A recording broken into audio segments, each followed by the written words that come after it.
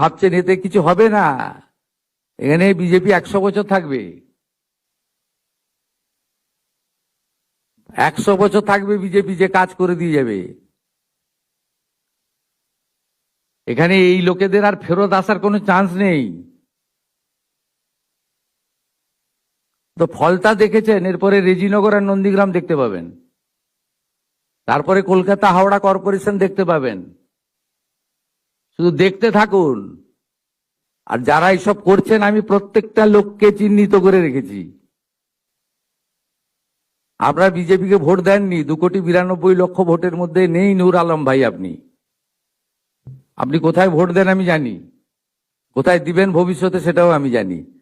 আর আপনার ভোটের উপর নির্ভর করে আমি রাজনীতি করি না, আমরা রাজনীতি করি না। নিশ্চিন্তে থাকুন। সমস্ত দিদি মহিলাদের মুখে হাসি ফোটানোর কাজ আমরা করব। বারুইপুরে দেখেছেন, অন্নপূর্ণা যোজনাতেও দেখবেন।